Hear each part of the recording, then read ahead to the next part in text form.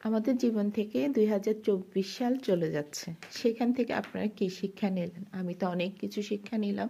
জীবনে অনেক মানুষও চিনলাম, অনেক মানুষ থেকে অনেক কষ্টও পেলাম। অনেক মানুষকে যেভাবে দেখতাম আসলে তাদের ভিতরকার অবস্থাটা ওরকম কিছু না।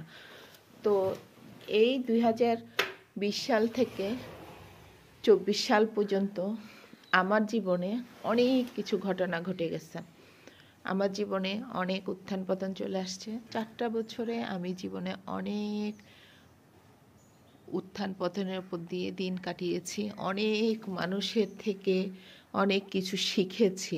আপন মানুষগুলো যে কীভাবে আসল রূপ দেখায়, পরিস্থিতি যখন নিজের খারাপ হয় তখন সেই দিনগুলোর জন্য আমি কখনোই প্রস্তুত ছিলাম না।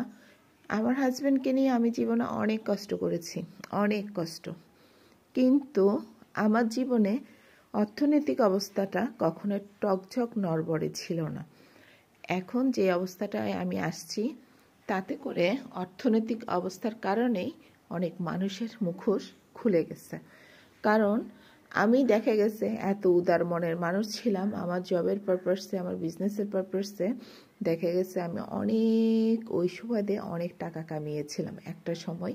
তখন আমি টাকাগুলোকে মূল্যায়ন করতে পারিনি, কারণ আমি ব্রড মাইন্ডেড মানুষ বলে কথা। আমি সব সময় যারই যখনই যে সময় যেই বিপদেই পড়েছে সে তখনই হেল্প করার ট্রাই করেছি। 2 হাতে টাকা আসতেছিল বলে ওইভাবে করে টাকাকে কে একটা গুরুত্ব দিতে হবে বা টাকাকে আমার জীবনে আবার কখনো ওই উত্থার পতনের উপর দিয়ে আমার জীবন আবার আমি স্টে করব, সেটা কখনো মাথায় আসেনি। তো সেই কারণে টাকাটাকে আমি ওইভাবে করে গুরুত্ব দিইনি। তো এখন 2024 সাল যেহেতু আমাদের জীবন থেকে চলে যাচ্ছে, 4-5 বছরের ভিতরে আমি যা দেখলাম আর শিখলাম, আল্লাহ সুবহানাহু ওয়া তাআলা নাকি মানুষকে 7 বার বিপদ দিয়ে দেয়, 7 বার বিপদ থেকে উদ্ধার করে, এগুলো যারা মুমিন মানুষ তাদেরকে। হ্যাঁ, তো সেই কারণে আমার কাছে মনে হয় আমাকে যেহেতু 3 বার আল্লাহ সুবহানাহু ওয়া তাআলা সুযোগ দিয়েছে, 3 বার উদ্ধার করেছে, আরও 4 বার আমার জীবনে ত্রাণ আছে। এই 4 বারটাকে আমি এমনভাবে নিখুঁতভাবে কাজে লাগাবো, যারা আমাকে কষ্ট দিয়েছে তাদের সাথে তো জীবনে কথা বলার ইচ্ছা মনের ভিতরে, অন্তরে, আশেপাশে, উপর দিয়ে হোক, লেয়াজু মেনটেন করে হোক, কখন আমি ওটা পোষণ করব না। এমনভাবে দূরত্ব সৃষ্টি করব তাদেরকে আল্লাহ সুবহানাহু ওয়া তাআলাই এর পরিণতি এবং শাস্তি দিবে। কারণ আপন মানুষগুলো যখন একদম বিষধর সাপ হয়ে ওঠে তখন আর ওইটা সহ্য করা যায় না। যেমনটা আমি এখন সহ্য করতে পারতেছি না, আমি ঘুমাতে পারি না, খেতে পারি না, আমার জীবন থেকে হাসি আনন্দ সব উঠে গেছে। আমার কাছে মনে হয় যখন আমি অথল সাগরে বেসেছি আমার হাজব্যান্ডকে নিয়ে, মাসের পর মাস, বছরের পর বছর ক্লিনিকেও জীবনযাপন করেছি, তখন আমাকে সাপোর্ট দেওয়ার মতো আমার অনেকজন ছিল। যেমনটা এখন তাহি মেয়েটার গল্পটা শুনলাম যে তার আশেপাশে অনেক বন্ধু সার্কেল ছিল, শেষ মতে একজনেই তাকে হেল্প করেছিল।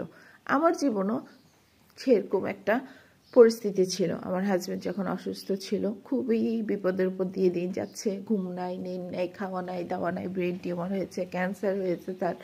সেখান থেকেও আমি এতটা ভেঙে পড়িনি এখন যতটা আমি ভেঙে পড়ছি, কারণ হলো আমার অর্থনৈতিক অবস্থা টকচক নড়বড়ে হয়ে গেছে সেই কারণে।